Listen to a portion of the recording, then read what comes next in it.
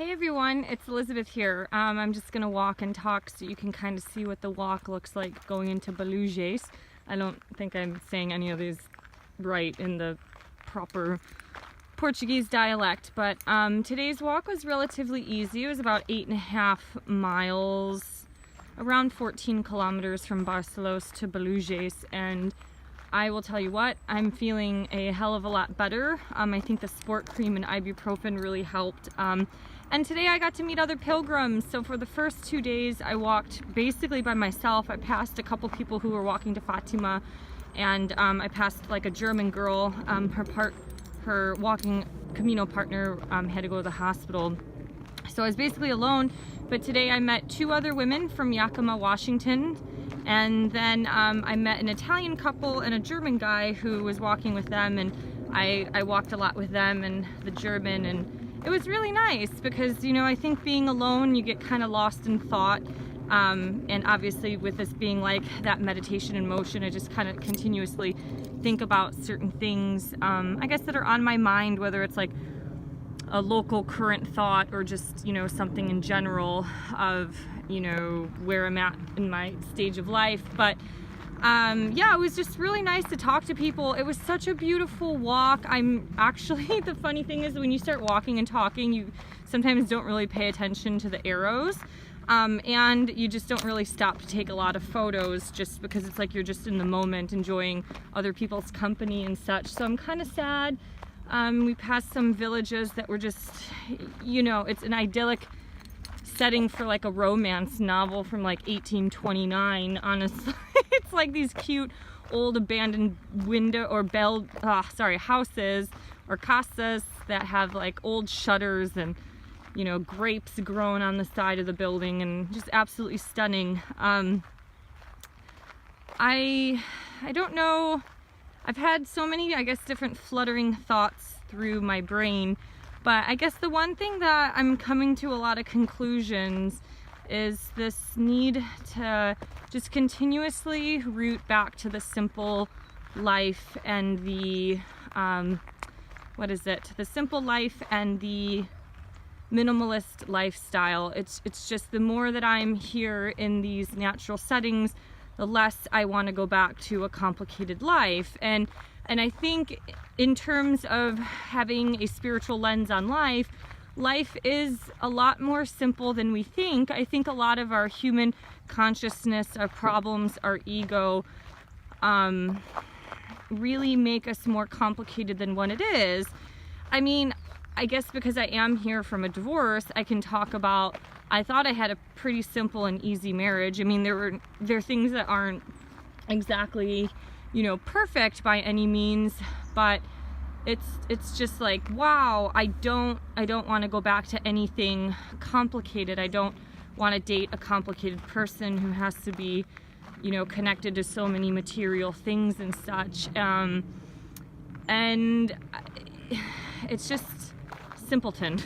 It's like, honestly, I don't know, city urban life could be so bloody complicated, and I'm kind of behind on, you know, emailing and messaging and stuff, but I can't even read these fucking dating like articles and stuff while I'm here, because it's like, why do we have to overanalyze things like text messaging? Why do we have to overanalyze you know, these things? Like, if a man doesn't reach out to you, he's not that into you. And honestly, a lot of that is true, but it's just like there's no rule book, there's no guidebook, you know. I kind of joked with the German guy that I met today because the Italian girl had, from what I understood, it's more of a bone spur, and that kind of aggravated her foot. And so sometime at points during our walk, we were ahead of the Italian couple, and I kind of joked with him because, you know, I don't know if he knew whether to like stay or kind of walk ahead of them. And I was like, well, there's really no rule book on the Camino. There are no rules. And it's like, why? I mean, life is kind of like that too. There is no rule book. I mean, obviously at work you have a policy book that you have to obey and things like that, which can be very good for protection of your job and such, but also very mundane and taxing and things like that. So I guess going to the thoughts of the simpleton, it's like, why do we have to make relationships? Why do we have to hyperanalyze everything? Why can't we just be upfront and honest? Why do we have to play all these silly emotional games and things like that? It's just that type of life I don't like. And I think, you know, talking with the German guy today, I mentioned that, you know, being back in Seattle after living in Germany, I kind of had to catch my tongue a little bit. And what I mean by that is Germans are very straightforward and honest, and that sometimes from an American perspective can come across as very rude. And I've had this happen recently. I've had it happen with some job situations. I'm dealing with yoga instructors, and I 100% understand where, you know, we're coming from, because it's like being bold, direct, and like blunt, like a New Yorker on the West Coast is seen as very like harsh and cruel and rude, but it's only that way if you look at their perspective from like an emotional point of view. So if you kind of look at things from like a practical, logical point of view, you can then realize that, you know, it makes life a lot easier. It makes it more simple. It doesn't waste anybody's time. It doesn't toy with anyone's emotions. And I think that is a big thing on what I am trying to convey in my life and maybe in this little video. I don't know. It's like the more I'm with Europeans and the more I see this peasant rural lifestyle, I'm just like, God bless, we Americans can be so fucking complicated, and it's so taxing and exhausting, and a lot of it is just socially engineered. I mean, if you look at obviously depending on where you come from in America, but like my roots come from Europe, my mother's side after World War II, and then my father's side, I think a lot of them came over in the late 1800s. From Galicia, but not Spain, Galicia, this like little tiny empire from the Czech Republic, kind of Bohemian Hungary, Austro-Hungary kind of ruleship back in the day. Obviously borders change all the time back hundreds of years ago, but I don't know. It's like our American society has caused us to be more complicated. That's what I'm trying to say. The media has definitely influenced us. I mean, the drama and the things that we see in Hollywood movies, you know, one example I will give is like, I've always wanted to go to Seville, Spain. I did go last year. Oh, this house is so beautiful. I did go last year. But it's like, that was something that was in my gut since 18 years old, and I went at 32 years old, and it took me 14 years to go, but I finally made it at the timing of when it's right. And I think the one thing, hey kitty, the one thing that I think is just really interesting, it's like all of a sudden, because Seville was put on the map because of Game of Thrones, like all of a sudden Americans wanted to visit there. And you know, a lot of these people are highly intelligent human beings. They've never heard of Seville before. Some of them work in the tech industry, but I'm like, isn't that kind of weird? It's like, you're not going for like the history, you're not going for the Spanish culture, you're not going to learn about, you know, the fighting between the Catholics and the Moors. It's like, you're going because of Hollywood that used this location as one of their filming spots. And I'm like, if you look at what I'm trying to portray here, that is a very socially engineered thing. It's like your interests are driven by Hollywood. And a lot of these young people, you know, even the little guy, I call him a little guy, he was 21 years old and worked at the hostel in Braga that I stayed at.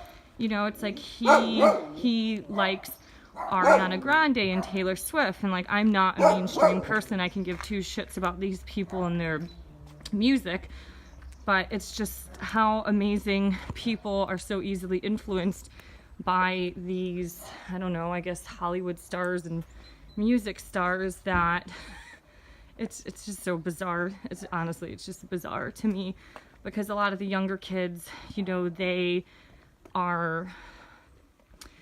they are told by Hollywood kind of like, you know, what to do and what to believe in. And I remember seeing a video by Chris Pratt. Now, I do enjoy his acting in films. I think he's a funny guy. But he did a video at some, I think like a movie award ceremony, and he said, let's see these blue doors in my casa. Let's take a right here. So he told these young people to start believing in God, and it's like, well, that's great, right? Because maybe these young people will think about this. But then I'm like, how fucked up is our culture that in order for these young people to believe in God, they have to be told by a Hollywood star in a fucking minute video on Facebook. And I just think that's so weird and bizarre, and I find it really, really sad, and I find it to be such a shame, because I don't know, it's like you're not learning it from history, you're not learning it from your parents or your grandparents. And the message that I keep trying to portray here is like every time I go into these churches, it's the older generation, the generation that put together our civilization for what we know, the World War II generation that completely, they fought not only against the Nazis, but, you know, the Japanese and all that stuff. Our lands were, well, the Europeans, not Americans, the lands that completely destroyed them, and their children rebuilt our countries, our land, and now we're just reaping the benefits. Our millennial young generation has never had to suffer. Now, Europeans are a little different. Little cat down the road. Europeans are a little different, especially the ones in the East, because they lived through things like communism, and they've had to, you know, like my Polish friend, he remembers him and his mother having to go to the store with a little coupon to get 100 grams of meat for like, or 400 grams of meat for the week. Like, I couldn't imagine living in that life. It's a life I don't want. Well, look at all those potted plants. That's so beautiful. So anyways, it's just interesting because as I'm here on a spiritual journey, like, I very much do believe in God. I'm not saying it has to be through my methods and ways of going through it. I've connected through God, through meditation, through yoga, through this walk, by sitting in a church, through so many different means and ways. But I just think it's just crazy that the young people are so influenced by the media, and it becomes just absolutely more complicated. Oh my God, I am so charmed by this little village. Well, those are some thoughts for today. This is already long enough. All right, people, have a great day. Thank you so much for listening. If you have any questions or comments, please leave them below, and speak to you soon. Bye.